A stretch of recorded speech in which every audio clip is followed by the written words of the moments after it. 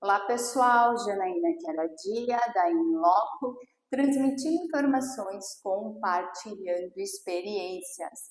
Mais um episódio Talk Inloco e olha que participação especial. Nós estamos aqui com o delegado Dr. Guilherme Dias. Seja muito bem-vindo à Inloco. Obrigado a todos por essa oportunidade de falar um pouco sobre aquilo que eu mais amo, a luta pelos animais, pelo meio ambiente.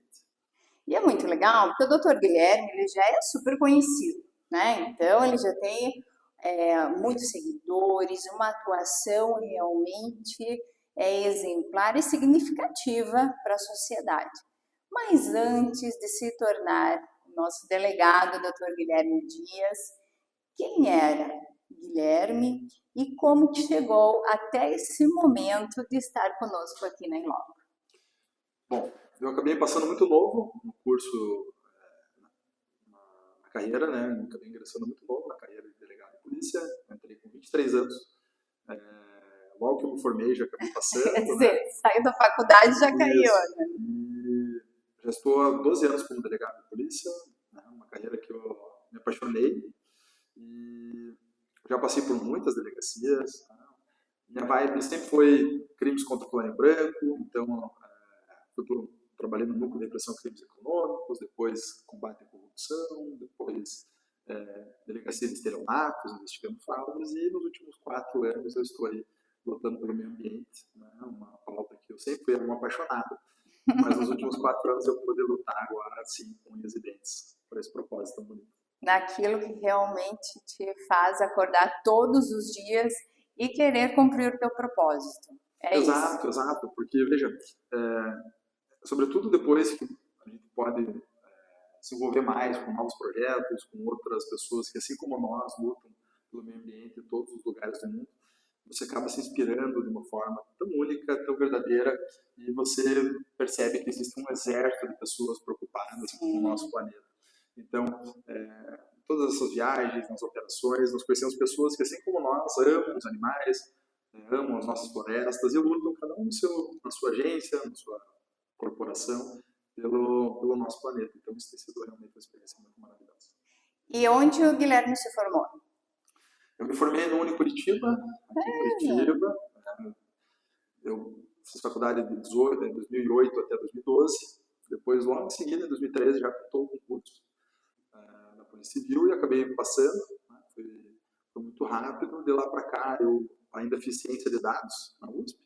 Né? Para me aventurar, algo totalmente novo, diferente. O povo do direito gosta disso, né? Digo por mim. Então, E foi uma experiência realmente muito interessante, porque é algo totalmente diferente da carreira jurídica. Então, se antes você estudava filosofia, sociologia, a base do direito, para depois ingressar nas matérias dogmáticas, né? Direito penal é que eu mais gosto, evidentemente. A ciência de dados é totalmente diferente. Você estuda estatística, cálculos, é uma área totalmente diferente, mas muito importante, sobretudo hoje, né, na sociedade dos dados, né, a era dos dados. Então, foi muito importante para mim. Até porque não pode ser diferente hoje em dia. Em qualquer área que você vá, eu sempre falo assim que a inteligência artificial ela não deve ser temida, ela tem que ser alimentada por nós. Então, a partir do momento que eu começo a descobrir dados, meios que possam promover e incentivar cada vez mais o meu profissionalismo, eu contribuo para o melhor da sociedade. Hoje em dia é inevitável, né? Não importa se você... As discussões sobre a inteligência artificial são importantes, mas a verdade é que você vai ter que se adaptar a elas. Né? O profissional de ponta no mercado tem que aprender a dominar essas ferramentas, concordando ou não com elas, porque a concorrência vai exigir domínio do que é mais moderno. Então, a ciência de dados me ajudou muito, né? Porque você descobre as bases, né? Dos dados, de que forma utilizá-los no dia a dia para diferentes soluções. Então, hoje, tanto as técnicas de investigação, como ferramentas de gestão da própria delegacia e de outros projetos, como do credor orçamentário, tudo isso é alimentado hoje com base não exclusivamente em experiências pessoais de vida, que são importantes, mas em dados. Né? Então, se as grandes empresas já utilizam decisões baseadas em dados, nós precisamos aprender muito com elas. E trazer a favor do teu próprio trabalho. Né? Mas eu estou curiosa pelo criador Onça Pintada, Antes disso, quando ingressou nessa área realmente do meio ambiente, o que mais te despertou atenção? Bom, sempre fui um apaixonado pelos animais, então lutar contra os maus tratos foi um presente. Poder agora lutar com ferramentas, instrumentos e ao lado de pessoas apaixonadas pelos animais.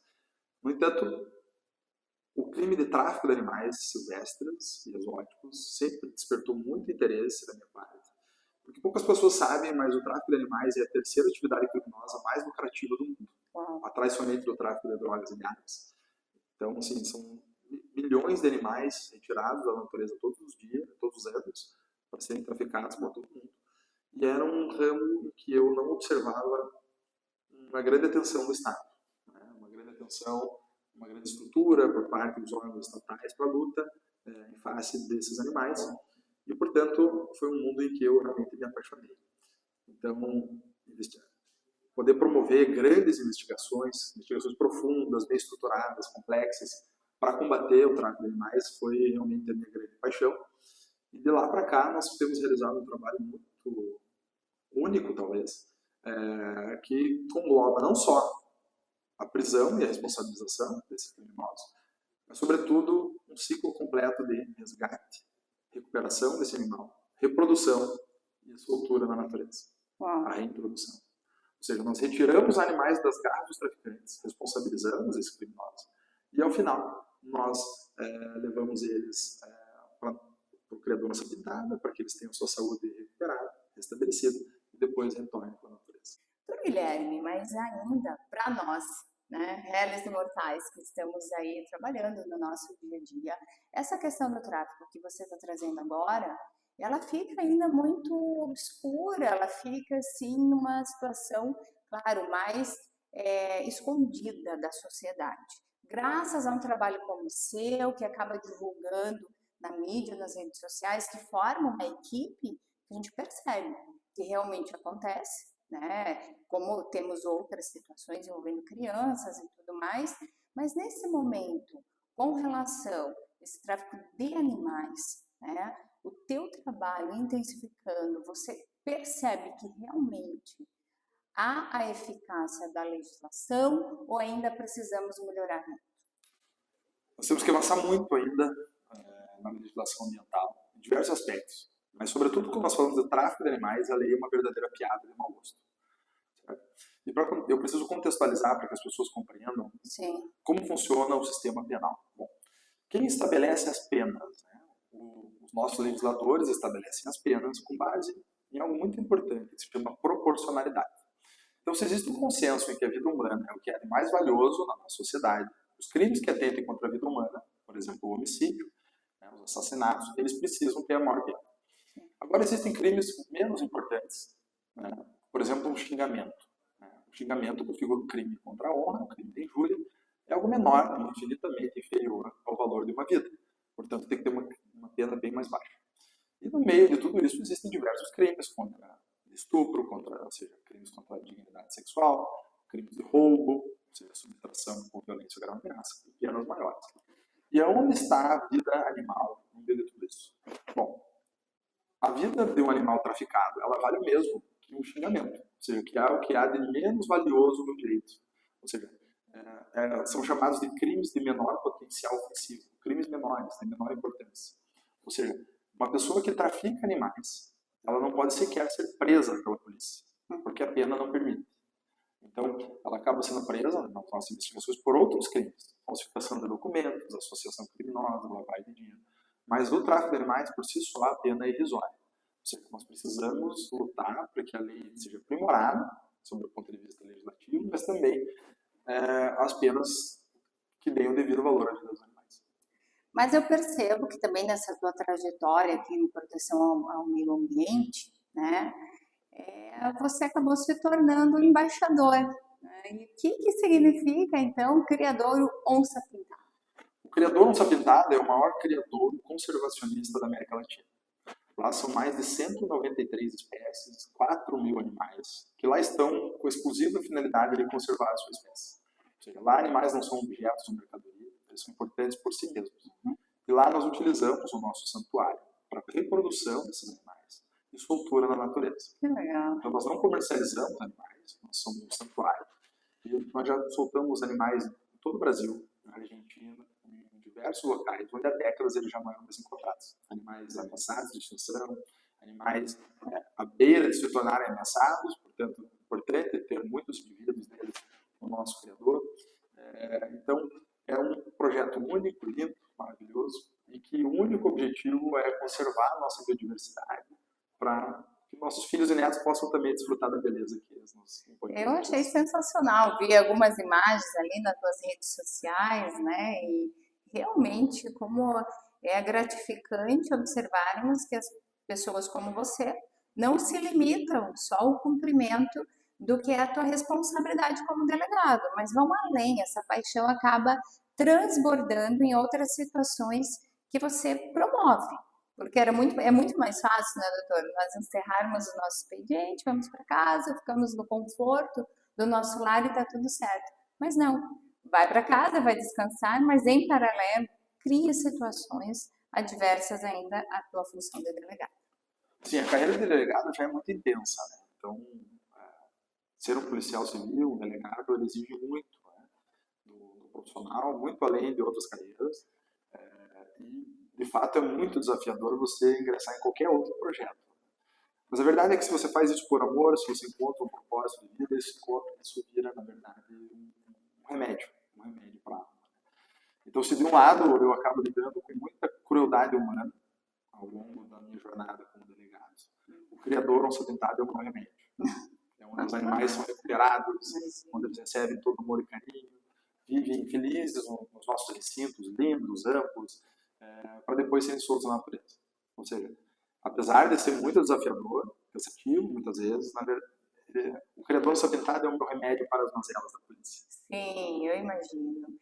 E essa é a satisfação que você tem de estar nessa guerra, né? Nessa disputa, duelo, porque tem que ter coragem para enfrentar tudo isso. E nós não estamos só falando daquela pessoa que tão somente maltrata o bichinho dentro da sua casa. Nós estamos falando em tráfico, nós estamos falando em algo que mexe com o bolso de uma parte cruel da sociedade, mas mexe. Então, a coragem não pode faltar nessa situação. Não pode, porque, infelizmente, no Brasil existe uma parcela da população que acredita que o nosso trabalho ele é uma piada. Né? Pessoas que acham, vamos lá prender bandidos de verdade, né? Traficantes, não pessoas que maltratam animais, que vendem animais, elas não se enxergam como criminosos. Então são pessoas, né, pessoas que desmatam florestas, que cortam árvores, que poluem os rios. Essas pessoas não se enxergam como criminosos. Então esse é um grande desafio que a gente enfrenta quando nós atuamos em face dessas modalidades criminosas. E por isso tem que ter muita paciência, tem que ser um idealista, uma pessoa que realmente quer mudar o mundo, porque são obstáculos enormes que nós enfrentamos. Pessoas que são soltas, absolvidas, né, por todo tipo de argumento possível. Então você tem que cuidar muito para não se frustrar ao longo da jornada. Mas certamente ver os animais recuperados, ver as florestas preservadas, tudo isso faz todo esse trabalho duro valer a pena. Porque por vezes deve passar até por ironias, né, das pessoas, como você mesmo comentou, não fazendo jus à valorização de um trabalho tão árduo como vocês fazem no dia a dia de vocês. Como os animais chegam até o criador? Bom, nós, a polícia, e as polícias de todo o Brasil, elas recuperam, apreendem animais do tráfico de animais. Mas a grande verdade é que o Brasil peca muito, né, na estruturação de abrigos e santuários para animais resgatados do tráfico.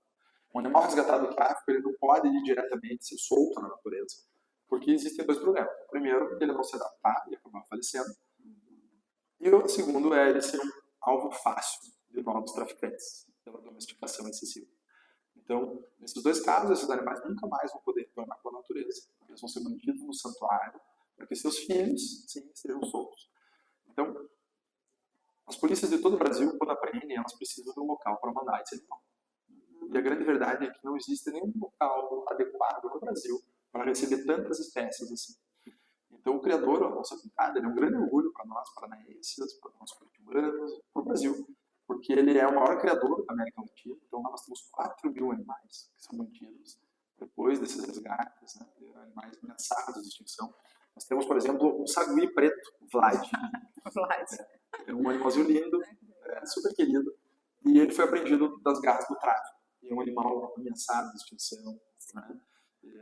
Não haviam locais adequados para recebê-lo, então ele vive hoje num spa lindo, enorme, santuário maravilhoso, e à espera de uma fêmeazinha para que a gente possa pareá-lo e daí os filhotes auxiliem na conservação da sua espécie. Ah, que legal. E tem possibilidade de visitação? Como que funciona?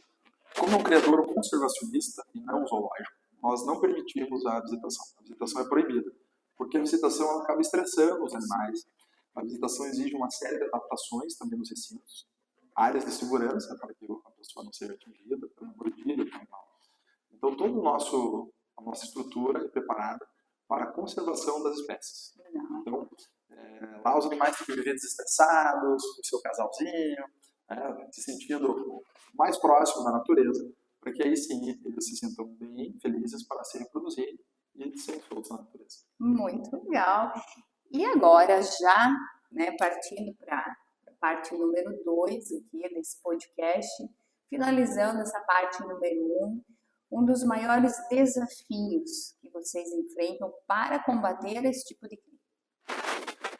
Olha, a sensação de impunidade é enorme em virtude das penas baixas, então você precisa se adaptar a esse mundo de justiça. Enquanto as nossas leis não dão o devido valor à vida dos animais, nós temos que lutar com as ferramentas que nós temos para lutar por eles, para responsabilizar a altura desses criminosos. Mas, sobretudo, o grande desafio é você encontrar uma estrutura para manter os animais resgatados dos maus tratos e do tráfico. Ou seja, nós precisamos retirar esses animais da dor e da escuridão para dar a eles uma nova chance de serem felizes. Nós não podemos retirá-los de um cativeiro, de um lugar insalubre, para deixá-los num lugar pior. E é isso que acontece muitas vezes no Brasil, lamentavelmente. E é por isso que as polícias do Brasil resgatam tão pouco. Ou seja, no estado do Paraná, nós somos referência para o Brasil no resgate de animais, porque nós temos uma estrutura, um exército de pessoas apaixonadas pelos animais, que acreditam no trabalho da Polícia Civil, da Delegacia do Meio Ambiente, para que nos auxiliem nesse trabalho. Então, quando nós resgatamos esses animais, nós já temos um exército de pessoas, de projetos que acreditam na idoneidade dos nossos policiais, na seriedade do nosso trabalho. E aí nós conseguimos distribuir esses animais para que eles sejam bem cuidados e futuramente recebam, no caso dos domésticos, uma nova família, e nos dos silvestres, ou a vida no santuário, ou a soltura na natureza. Muito legal, já percebemos que é um apaixonado pela causa e não poderia ser diferente. E na parte número 2, quando nós adentrarmos realmente nos maus tratos animais, os aspectos criminais, aí sim, vocês vão receber informações ainda mais preciosas. Não deixe de acompanhar a partir de amanhã aqui na Iló.